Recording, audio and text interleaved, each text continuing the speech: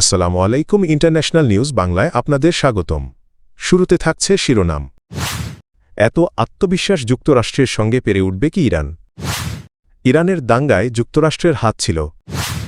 হামাসের পক্ষে অবস্থান নেওয়ায় হার্ভার্ড বিশ্ববিদ্যালয়ের ফান্ডিং বন্ধ Pentagon.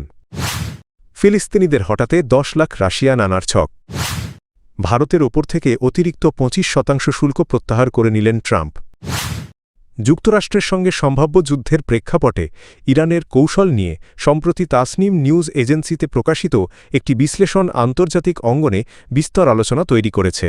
Islamic Revolutionary Guard Corps IRGC ঘনিষ্ঠ ওই প্রতিবেদনে বলা হয়েছে, সরাসরি সামরিক শক্তিতে তারা চিহ্ন যুক্তরাষ্ট্র তারা চিহ্নকে পরাজিত করা বাস্তবসম্মত নয়, তবে দীর্ঘমেয়াদী সংঘাত টেনে নিয়ে গিয়ে বিশ্ব অর্থনীতি ও আন্তর্জাতিক স্থিতিশীলতাকে গুরুতরভাবে ক্ষতিগ্রস্ত করার সক্ষমতা ইরান রাখে।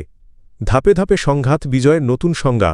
বিশ্লেষকদের মতে এই দৃষ্টিভঙ্গি নতুন না হলেও এবার আত্মবিশ্বাসের মাত্রা চোখে পড়ার মতো।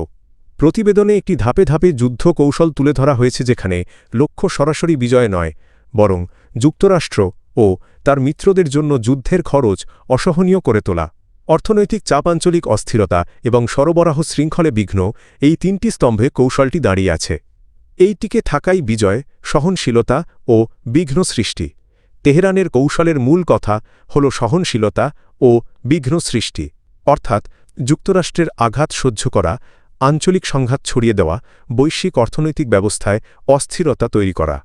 এই পদ্ধতিতে সময়কে অস্ত্র বানিয়ে প্রতিপক্ষের রাজনৈতিক সদিচ্ছাজন সমর্থন ও অর্থনৈতিক সক্ষমতাকে ক্ষয় করার লক্ষ্য নেওয়া হয়েছে।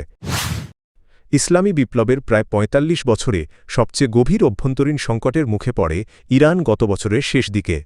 তারা চিহ্ন ইরান আসেকোপ তারা চিহ্ন এ কার অর্থনৈতিক দুরবস্থার জেরে ডিসেম্বরের শেষ সপ্তাহে শুরু হওয়া বিক্ষোভ দ্রুত সহিংস দাঙ্গায় রূপ নেয়।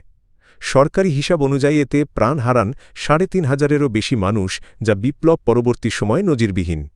ইরান সরকার শুরু থেকেই এই অস্থিরতার পেছনে যুক্তরাষ্ট্র ও ইসরায়েলের সংশ্লিষ্টতার অভিযোগ করে আসছিল, তবে এতদিন পর্যন্ত তারা আন্তর্জাতিকভাবে গ্রহণযোগ্য কোনো অকাট্য প্রমাণ হাজির করতে পারেনি। এই প্রেক্ষাপটে নতুন মাত্রা যোগ করেছে প্রেস টিভির প্রকাশিত একটি প্রতিবেদন। ডলার সংকট ইচ্ছাকৃতভাবে তৈরি করা হয়েছিল। প্রতিবেদন অনুযায়ী যুক্তরাষ্ট্রের অর্থমন্ত্রী স্কট কেনেথ হোমার বেসেন্ট মার্কিন সিনেটে দেওয়া এক শুনানিতে স্বীকার করেছেন, ওয়াশিংটন উদ্দেশ্যপ্রণোদিতভাবে ইরানে মার্কিন ডলারের সংকট তৈরি করেছিল। তার ভাষায়, এই কৌশলের ফলে ইরানি মুদ্রা রিয়ালের ভয়াবহ পতন ঘটে। দেশটির অন্যতম বৃহৎ একটি ব্যাংক দেউলিয়া হয়ে পড়ে। ইরানের কেন্দ্রীয় ব্যাংক অতিরিক্ত টাকা ছাপাতে বাধ্য হয়। মুদ্রাস্ফীতি নিয়ন্ত্রণের বাইরে চলে যায়। মার্কিন প্রতিরক্ষা দপ্তর পেন্টাগন হার্ভার্ড বিশ্ববিদ্যালয়ের সঙ্গে সব ধরনের সামরিক প্রশিক্ষণ, ফেলোশিপ ও সার্টিফিকেট কর্মসূচি বাতিলের ঘোষণা দিয়েছে। শুক্রবার এক বিবৃতিতে প্রতিরক্ষা সচিব পিট হেগসেথ বলেন, হার্ভার্ডের বর্তমান শিক্ষা ব্যবস্থা রাজনৈতিক ও আদর্শিক প্রভাবের মধ্যে রয়েছে, যা জাতীয় নিরাপত্তার জন্য সহায়ক নয়। তিনি জানান, এই সিদ্ধান্তের লক্ষ্য হল মার্কিন সামরিক বাহিনীকে এমন প্রভাব থেকে দূরে রাখা। এই সিদ্ধান্তের ফলে হার্ভার্ডের কেনেডি স্কুল ও বিজনেস স্কুলে পরিচালিত একাধিক গুরুত্বপূর্ণ কর্মসূচি বন্ধ হয়ে যাবে। এর মধ্যে ন্যাশনাল সিকিউরিটি ফেলোস প্রোগ্রাম উল্লেখযোগ্য, যেখানে আগে সামরিক বাহিনীর ঊর্ধ্বতন কর্মকর্তারা অংশ নিতেন। এ বিষয়ে এখন পর্যন্ত হার্ভার্ড বিশ্ববিদ্যালয়ের পক্ষ থেকে কোনো আনুষ্ঠানিক প্রতিক্রিয়া জানানো হয়নি। সম্প্রতি প্রকাশিত অ্যাপস্টেইন ফাইলসের অংশ হিসেবে ইসরায়েলের সাবেক প্রধানমন্ত্রী এহুদ বারাক এবং দণ্ডপ্রাপ্ত যৌন অপরাধী জেফরি অ্যাপস্টেইনের মধ্যে হওয়া একটি গোপন অডিও রেকর্ডিং ফাঁস হয়েছে। আল জাজিরা এর প্রতিবেদনে বলা হয়েছে, ওই অডিওতে এহুদ বারাককে ইসরায়েলের জনতাত্ত্বিক কাঠামো পরিবর্তনের বিষয়ে আলোচনা করতে শোনা যায়। সেখানে তিনি ফিলিস্তিনিদের জনসংখ্যাগত প্রভাব কমাতে ইসরায়েলে প্রায় 10 লাখ রুশ নাগরিক আনার পরিকল্পনার কথা উল্লেখ করেন। রেকর্ডিংয়ে বারাক বলেন, তিনি রাশিয়ার প্রেসিডেন্ট ভ্লাদিমির পুতিন এর কাছে একাধিকবার এই অভিবাসন পরিকল্পনার অনুরোধ করেছিলেন। তার মতে, বিপুল সংখ্যক রুশ অভিবাসী ইসরায়েলে এলে দেশটির জনসংখ্যাগত চিত্রে বড় ধরনের পরিবর্তন আসবে এবং ইসরায়েল সেই বাড়তি জনসংখ্যা সামাল দিতে সক্ষম হবে।